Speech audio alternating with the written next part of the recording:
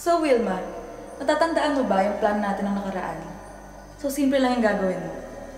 Ilalagay mo lang yung wallet ko sa bag ni Bebang. Tapos, pagbibintangan ko siya na kinuha niya yung wallet ko. Bebang, hindi ko alam kung paano ipagtatanggol. Bakit mo ginawa yun? Wala kang sasahurin sa isang buwan. At pwede ba, huwag ka munang pumasok kasi baka maulit na naman to?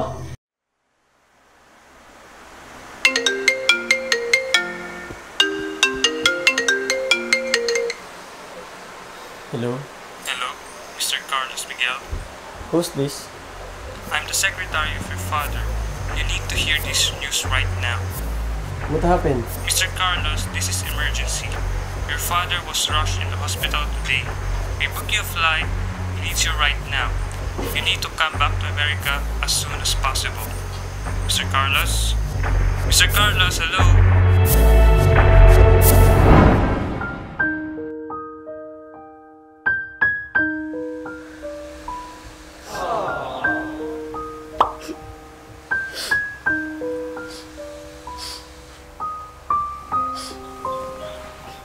Ate?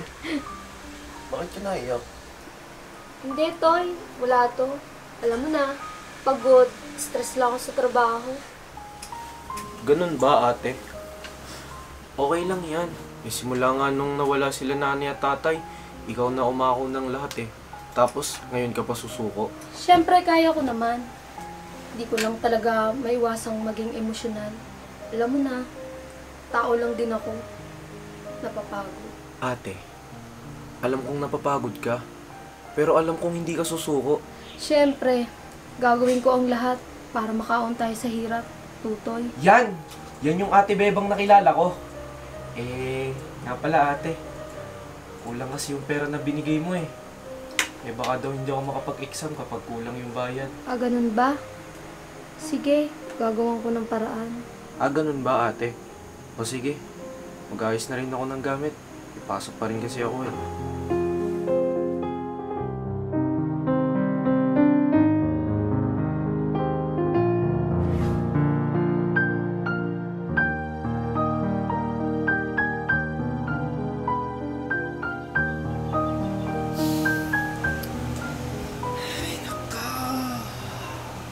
Oh! Bunso! Problemado ka na naman! Parang binagsakan ka ng sandamukal na problema. Kasi kuya, si Bibang mawala ng trabaho ng isang buwan. Bunso, si Bibang na naman ang iniisip mo. Bunso, may problema din tayong dalawa. Dito sa bahay, may problema din tayo. Hindi yung puro si Bibang iniisip mo. Balak mo yatang ibigay na naman yung sahod mo sa kanya. Kuya Pedro naman, di naman ganun si Bibang. Tsaka magkaibigan kami. Sino tutulong dun? Malamang ako. Ikaw ang tutulong. Bunso, hindi mo ba napapansin? Inaabuso ka na nung Bibang na yan. Kuya Pedro naman, di naman ganun si Bibang. Tsaka tagal ko ng kaibigan si Bibang. Sino tutulong dun? Di ako. Aba, Bunso, hindi mo ba napapansin? Inaabuso ka na nung Bibang na yon? Puro ka ganyan? Puro ka Bibang ng Bibang? Hindi naman siya ganun, Kuya Pedro. Kaya naman siya nawalan ng trabaho. Kasi piling ko, nakukurusan na daan siya nila, Ma'am Sam. Piling ko talaga, sit up yung ginawa sa kanya. Kasi, yung wallet ni Ma'am Sam, napunta sa bag ni Bibang. Napaka-imposible nakuhaan ni Bibang. Di mo ba napansin? Pinagbintangan ka niya. Una nangyari. Tapos yung pangalawang beses, pinagbintangan siya kasi nagnakaw siya. Hindi mo ba napapansin? Ha? Inuutakan ka lang niya para magkapira siya. Para yung sahod mo, ibibigay mo na ibibigay sa kanya. Mag-isip ka nga. Bunso, gumising ka. Pero... Ay nako, Bunso. Ito ang sinasabi ko sa iyo. Sinisistema ka na ng Bibang na yon. Ha? Binabakita mo kasi masyado ka mabait. Kaya ganyan tuloy yung nangyayari. Kuya Pedro, kilala ko si Bibang. Ilang taon na kami magkaibigan, hindi niya... Wala akong pake sa pagkakaibigan ninyong dalawa. Ang sinasabi ko sa iyo, matanda ka na. Gumising ka. Ha?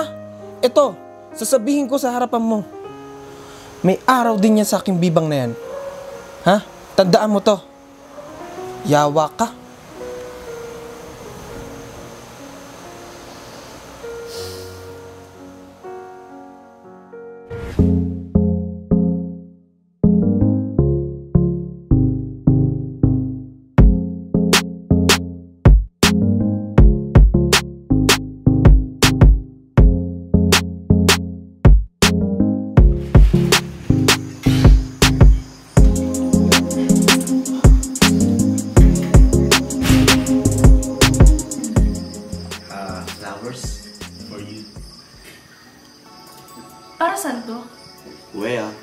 Kailangan ba may okasyon? Sa panliligaw?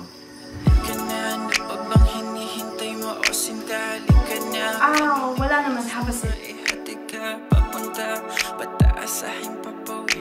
Sasabay kita hanggang tayo magkatawid dun sa alabang.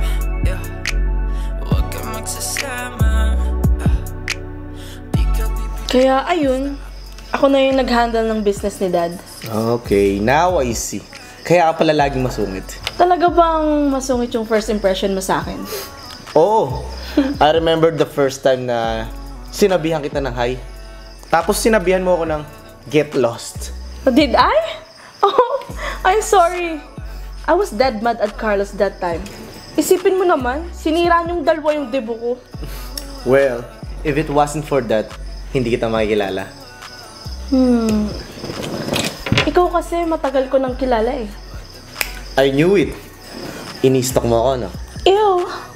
Ikaw yung lalaking laging gumigimik. Well, I'm searching for the right one. You'll never find her there.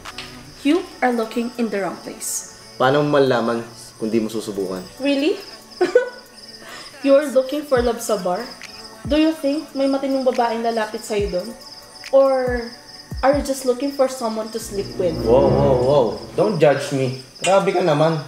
Back then, we're just fun times. How would I know na nagbago ka na? Or you're just doing this para makascore ka? I'm telling you right now, I'm not that kind of woman to play with. Ooh, sobrang aggressive mo naman. Chill ka lang. Don't worry. I'll be gentle with you. Get out! And take these flowers with you! Why? What's wrong? Chad! Hindi ako yung babaeng mong kaya mong paikot-ikutin. Tapos pag nakuha mo na yung gusto mo, iiwan mo na ako. Sige. But remember this. Ikaw lang ang babaeng binigyan ko nito. Maybe you're right. Marami akong babaeng kinama. Pero, ngayon ko lang naramdaman to. Etong pagbibigyan ng bulaklak, this is not me. Siguro nga, hindi ko na alam yung nangyayari sa akin eh. Hindi ko nga alam kung anong nagustuhan ko sa iyo eh. Pero siguro nga, mahal na kita.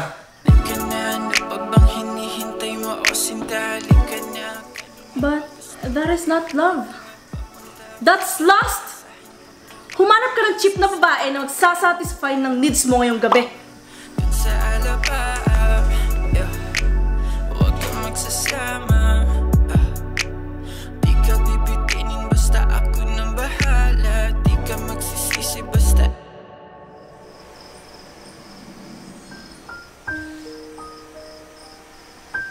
Bebang? Bebang? Bebang? Bebang? Mando, ikaw pala yan. Pasok ka. Bebang? Okay ka lang? Nabalitaan ko yung nangyari sa'yo. Sinuspended ka daw ni Sir Carlos. Hindi si Sir Carlos, Mando. Si Ma'am Cristela. Ninakaw ko daw yung wallet ni Ma'am Sam. Ninakaw? Alam mo namang hindi ko magagawa yon, Mando. Siguro may naglagay ng wallet niya sa bag ko. Ang hindi ko lang maisip kung sino yun. Si Wilma! Mando, masama ang magbintang na wala tayong ebidensya. Eh, imposible namang malaman ni Ma'am Sam yung mga bag nyo eh. Si Wilma yan. Lagi na lang siyang galit sa'yo. Hayaan mo na, Mando. Ang importante ngayon, makahanap ako ng ibang trabaho. Tama. Buti na lang hindi ka na doon magtatrabaho. Nakikita ko din kasi kung paano ka nila tratuhin. Suspended lang naman ako ng 1 buwan, Mando. Huwag ka na doon magtrabaho, Bebang. Ihahanap na lang kita. Sasamahan kita. Salamat, Mando. Naiintindihan kita. Pero kung magkakaroon pa ako ng isa pang trabaho, mas okay yon kaysa sa wala, di ba? Basta, Bebang. Ayoko nang babalik ka doon. Wala na din akong tiwala kay Sir Carlos eh. Okay na kami ni Sir Carlos. Mabait na siya. Napaamo ko na siya. Kulang lang siguro sa aruga. Siguro hindi inalagaan ng nanay niya. Kaya ayun, lumaking salbahe. Basta, Bebang. Huwag ka na lang magtitiwala sa kanila. Bukas na bukas, ihahanap kita ng trabaho. Salamat, Mando. Huwag na lang sanang makakarating to kay Tutoy. Ay, Kuya Mando, kamusta po? Ayos naman. Kamusta pag-aaral mo? Ayos naman po. Eh, yung grades mo? Ay, ayun, ayos din naman po. Napakita mo na sa ate mo. Alam mo, mahirap ang trabaho ng ate mo. Hindi biro yung dinadanas niya mapagtapos ka lang. Ay, hindi pa po kasi binibigay ni sir sa amin yung grades eh. Tawagan natin. Ay, wag na Kuya Mando. Baka kasi pagod si sir, hindi niya rin siguro sasagutin yun. Alam mo, hindi normal yan. Yung malilate ng pasa ng grade. Oh, bakit parang mas excited ka pa sa akin Kuya Mando? Hindi naman ikaw yung nag-aaral. Tutoy, wag kang ganyan. Hindi mo ba alam? Si Mando pa nagbigay sa akin ng pang-special project mo last time. Tapos ngayon, hihingi ka na naman ng pang-exam mo. Oh, ngayon bakit parang wala na kayong tiwala sa akin? Bebang, tawagan natin.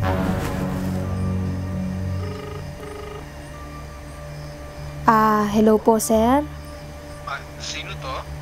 Ate po to ni Ronald Santiago. Ay, Bebang! Opo, sir. Okay lang po.